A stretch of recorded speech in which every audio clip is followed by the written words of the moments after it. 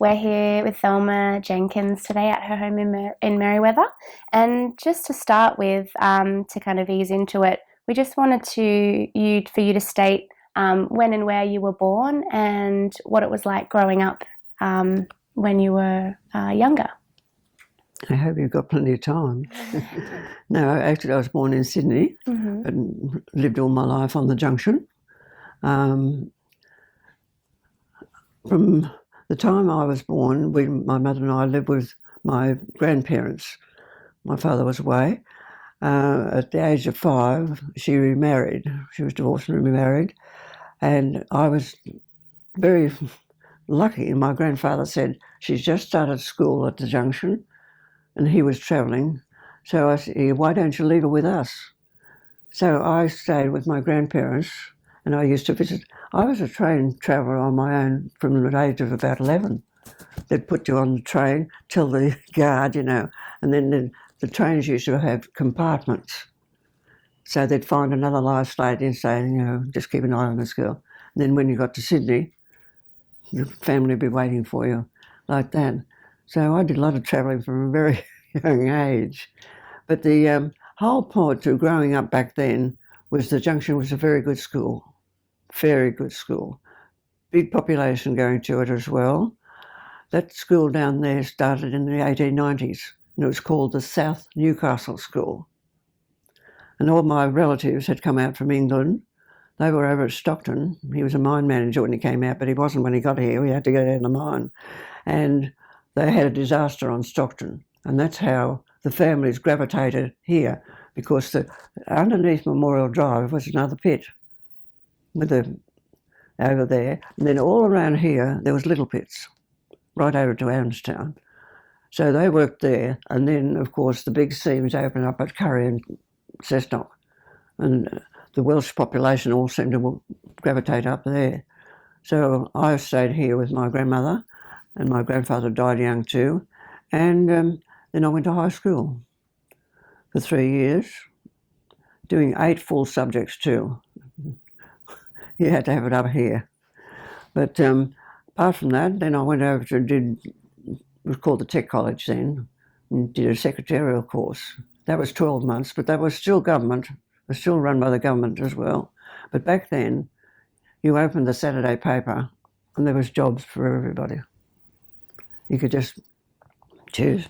My first job was Johnson Hay. They were stationers up the top of town. They also did plan tracing, it was called then, in the building across the road. Big building, and it had like a phosphorus light underneath it. All that were called blueprints. Every print that came out for a planning was a blueprint, and it came out on like a bias material, and with this light going across that. Now, I've always been interested in architecture, so that did me, but being on your own over there doing that didn't suit me. So I spoke to somebody and they said, what you do, you never stay in the same type of job. Do wholesale, retail, anything. So the next job I had was with insurance, Queensland Insurance in Bolton Street. And I stayed there for a while, met a friend, and with that friend and I stayed all our lives together. She was a lovely girl. So after that I thought, I think I'll try retail. So I moved up the street to Murray's Real Estate and worked in the office there and did things there. I just kept alternating to what I wanted to do. Yeah. Even at Nestles, back then, I was the secretary to the manager there. The girl that was the cashier, now I say cashier, that went from here to Broken Hill up to the Queensland border and right down around. They used to have what they called travelling salesmen, and they were the first ones that used the Holden car. And to keep them on the roads, because they were all rough roads, they used to put cases of lactogen, that was a baby food, in the back seat to keep the cars down. Otherwise, they took all the orders and then they were sent out, because all the big towns out back, they all had big emporiums where everybody just went like that. So when this girl was getting married, they offered me the job of being the cashier. So they had to take out a special policy because I wasn't 21. So these hands have seen a lot of money. But always make sure you've got 2 and 6 a week extra. My first pay docket was 17 and 6, $1.75.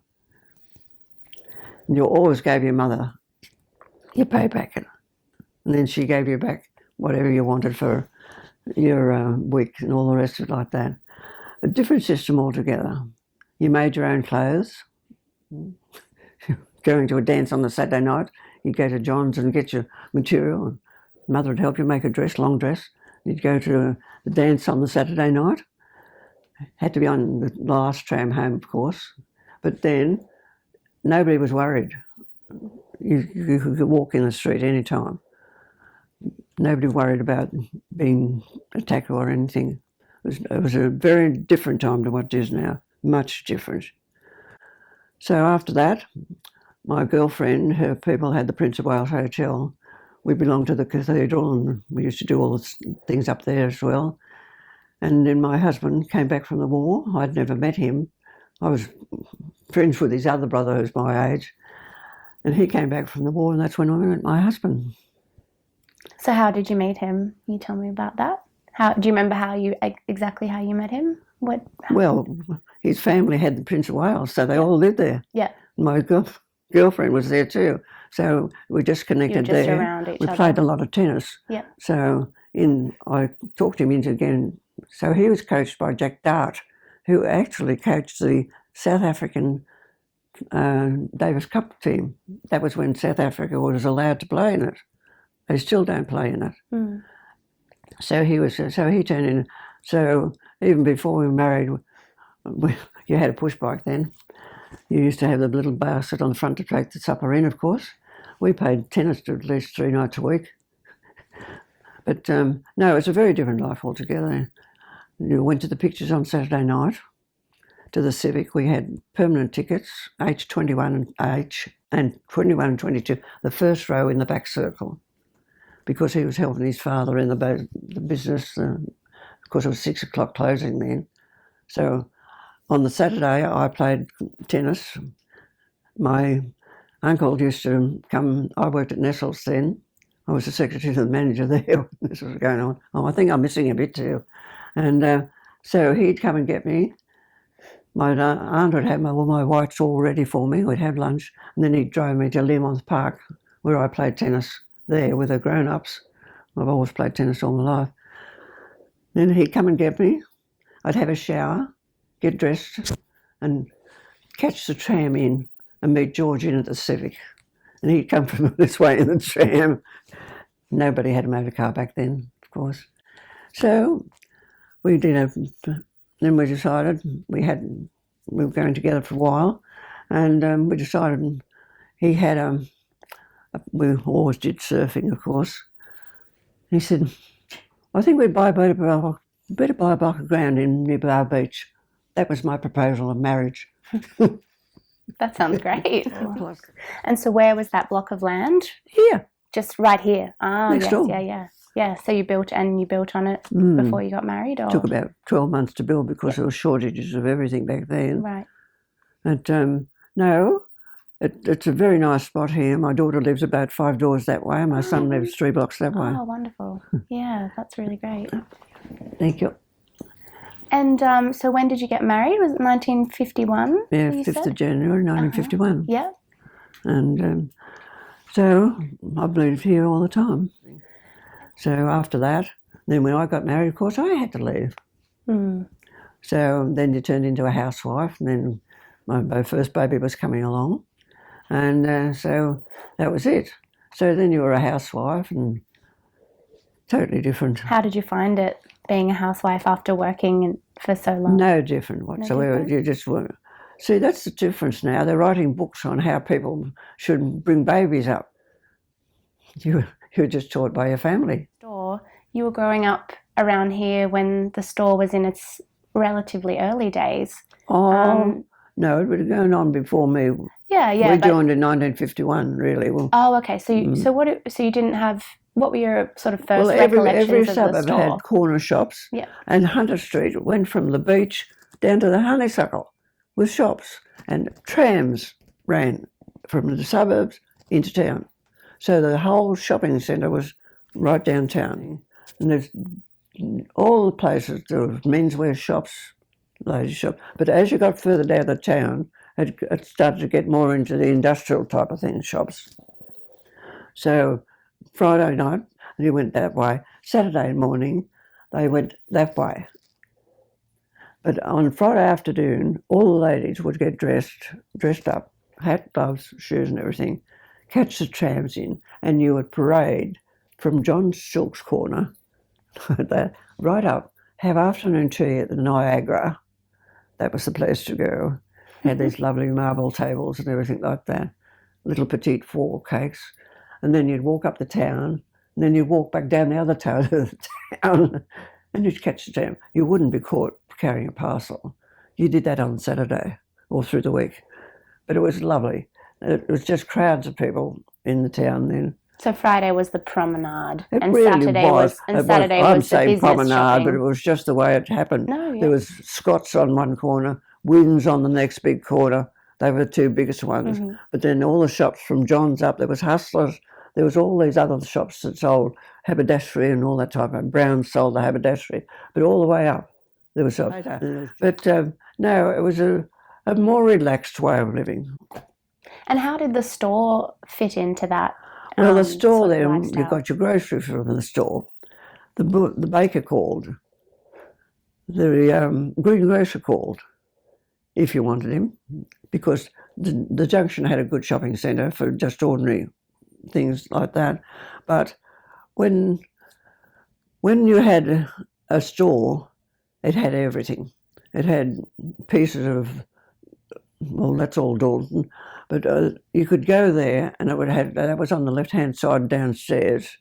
And besides that, it was an open, well, it was 2 stories, but of course the store was a very long shopping centre on there, but there was 3 petrol pumps. And that's where you bought your petrol back then. It was in the 1950s. But downstairs, as you walked in, there was this big delicatessen in there. I know the dress materials and all that were in a different place. Everything that you wanted, you bought at the store. The upstairs in the front of the building, I always remember that, Mr. Johnson, who lived on the Junction, he was the manager of the floor up there. That was a shoe department. All the best of shoes that you bought there. There was no rubbish. There was no imports then either.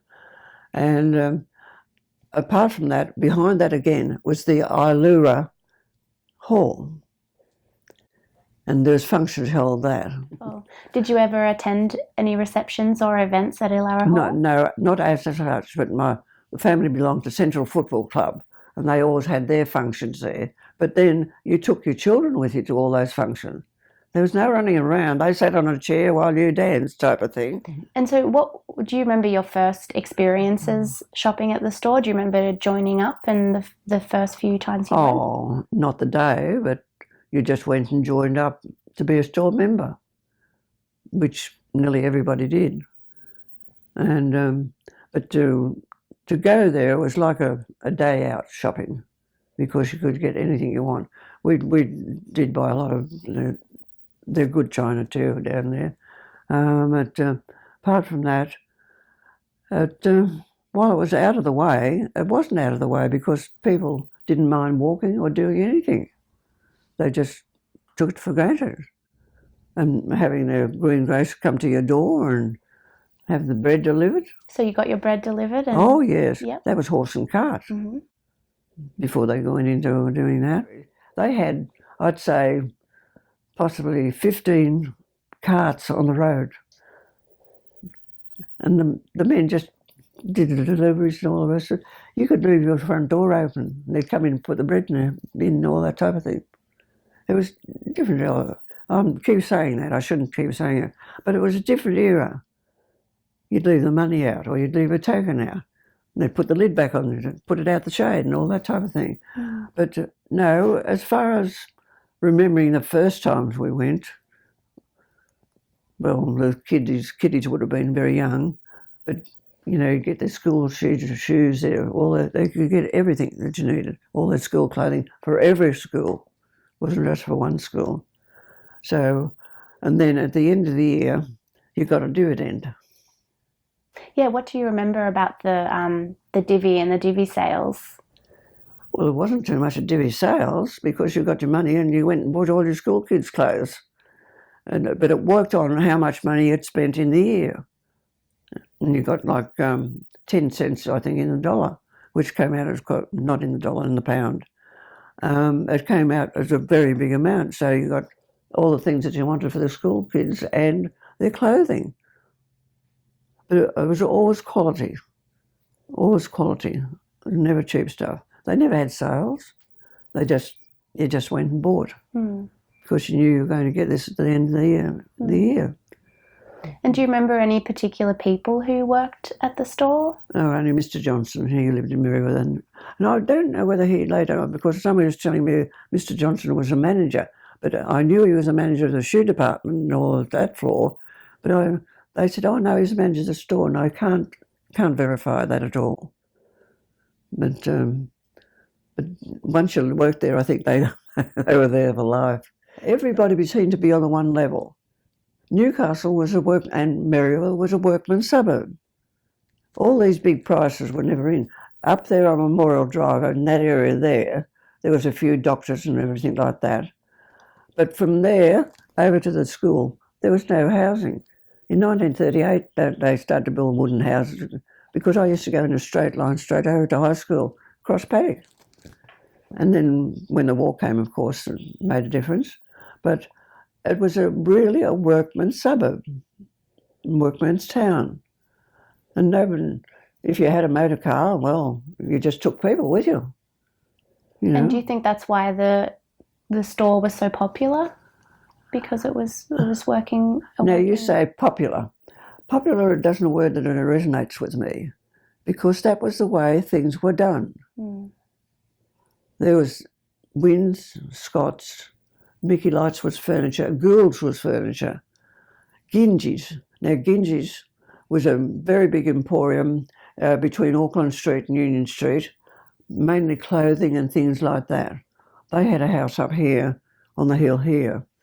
They were there for many years too. But as for looking for bargains or anything, you didn't have to because the prices that they were charging were the right prices. And you only bought, and things lasted so long. They didn't fall to pieces. You touch the things now with a thread and they fall to pieces. Well, that never happened. Terrible lot of materials and things came in from England, like vacuum cleaners and all that type of thing, because if you recall, we only had a population of 5 million. It was only a population of 5 million. And it was mostly on the coastline. So things have, they say, oh, Newcastle. To me now, Newcastle is losing its heart and soul because they're putting high-rise and blocking out views and all the rest of it. I noticed that the other day when I was taking photos. Before, from Stockton, you had that sweep up the hill with the cathedral on the hill and the different things that you could pick out right around. Well, that view is going now. We talked to Terry Stanmore, who was the display manager for the great big windows at the front of the store in Newcastle West. I was wondering if you remember the Christmas windows and They used to have every Christmas. They went from one end to the other. So you take your kids dressed in their pyjamas to see from the bottom, from where those petrol pumps were. They had a nativity scene right along the street. You take them in their pyjamas? Oh, yes. And so with the Christmas windows, were they popular? Oh, that was the only thing that was on in town. Don't you remember? Oh, you wouldn't remember. But then the people in Georgetown started to do a Christmas pageant. And people could drive over there, but that was when people started to drive cars. But no, that was the only thing. So some of the others would have smaller windows. And how long did you have your store membership for? Oh, God.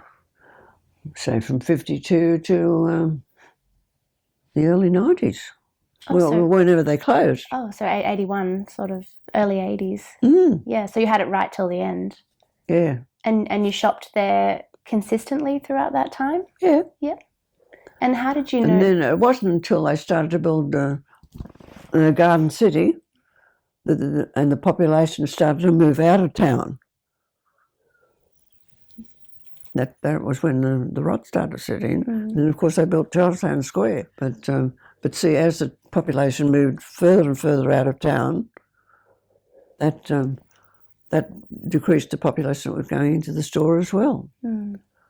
So then they turned it into individual shops, which didn't seem to take because they were all rubbish shops. Mm. They were really. When it closed, yeah. They weren't. Nobody was going there, and people were driving cars, so they'd go to wherever they had the new shops. Mm. So, and what do you remember about the store's closure? Not a lot. Mm. No, it was just one of those things that happened. Because even the Junction had picked up. We were getting more shops there, fresh shops, jeweler shops. Oh, yep. Mm. So it sort of moved business sort of moved even into these suburbs from that part of town. Yep. Because, Belmont and all those places, they were out in the country when we were growing up. And even Swansea was way out. Mm. Well, all of those had their own shopping centres then. Not centres, but more shops to accommodate the population. Mm. What do you think the store meant to people in Newcastle? It was the place to go. That was it, the place to go. Of course, you could do all your shopping there, everything. So what do you think its legacy? Do you think it still has a legacy these days, or? I don't think there's any legacy now. Mm. Shopping online's taken over. Mm. There's more shops shut every time you go into town. There's another shop. Yesterday I was in town, and there's another shop. And so, what do you think about the demolition of the main store building? Do you have? They never even kept the facade, which I think was a shame, because I've travelled all over Australia, even in country towns. You see these little old places in amongst new places. It keeps the look of the place. We came past there yesterday with this trip that we did, and the ladies are all saying, "But where's the store?" We said, "That's it there, the hole in the ground." Oh, they were really upset about it. No, it's just, you've got to, that's what the trouble is. People aren't teaching their staff how to do the right thing. And it's all time and money type of thing. That's actually come out quite a bit in some of the interviews when people are talking about the legacy of places like the store, is that almost... No, the women in the store, everybody knew everybody. The minute you walked in, they might know your name, but, "Oh, how are you today?" You know, it was just a family affair. And they had a terrible lot of staff. They weren't short on staff. So a lot better service. Oh, much better, much better. And you knew that if you ordered something, it'd come in. You know, I think too, I've talked to a few of my friends, and one said, "Oh, I worked there," you know, and she said, "Mrs. So-and-so was there," and, you know, and she'd go on. No, I was telling you about, you know, doing this, and she said, "Oh, I'll have to go home and tell my husband." Because when I said, she said, "Oh, but I worked there when I was young." So. Did you know a lot of people who worked there? No, you didn't, because you just went there yourself. Oh, you mean... at the store? Oh, that worked at the store. Yeah. Yes, you got to know them. Mm. You got to know them. Mm. Not so much, you didn't always go to the jewellery counter, but you always walked and had a look at what they had and everything like that. They had a wonderful, that type of... The whole, I'd say, would have been from here across the street. It was a whole section of beautiful china. But it was an outing as well as doing your shopping. And then you could get in a tram and go all the way up Hunt Street. It was really good how you talked about like the other department stores, some of the other businesses like Gingy's, and to sort of understand that the top of town was where there was a lot of retail, with the store cooperative being down Newcastle West and it being a completely different. Yes, but there were shops from there was right down to the store on the left-hand side. So did you walk? You talked a lot about walking. Did people often walk from the top of town to the bottom of town? Oh, if you wanted to, yes, you could. But it was more gradual, and there wasn't hurry bustle. It was just gradual. But as I said, my mother and that, they would do the West End in the night time. Again, how do you think the store cooperative movement differed to the other department stores in Newcastle? I think it might have come from England, that type of thing. But no, I think the store movement was just something that was accepted by everybody. Do you think there was like a pride in the community? Oh, definitely. Definitely. You didn't have to have big sales at the end of the year, or you didn't have to have anything like that. It was just something that you went to. My great-grandmother lived near the store at Weston. They'd gravitated from the mining up to there, so they built in the main street there, and it was a lovely place. He was about 6'2" and she was about 5' nothing, and they had this lovely front veranda. Now everybody that went to the store dropped in and had a cup of tea with Gran. She had this lovely big black stove, a lot of brass on it, but it had a great big iron kettle. So you got your hot cup of tea because the stove was going all the time. So everybody had a cup of tea, either going to the store or coming back from the store. That was the way things worked. It was just a lovely era.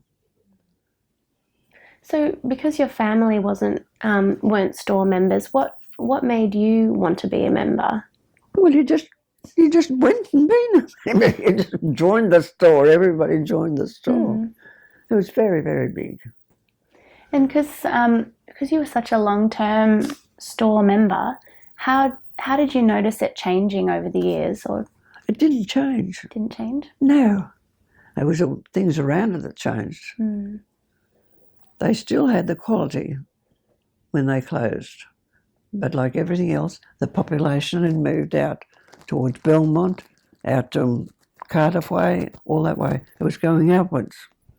And that's when they started to build all those places out at Gateshead and all those type of things. So that was the downfall of it. It wasn't that it was run down or anything like that. It was just that the population was moving out. Mm. Do you think there was anything they could have done? No, because people now were driving motor cars. They could drive their motor cars straight in. No park. Well, there was parking down there, but not the quantity that they wanted. Mm. It was the place to go. It was the place because you knew what you bought was of quality. Yeah. Whatever I needed, whatever I wanted, they had everything. They had everything.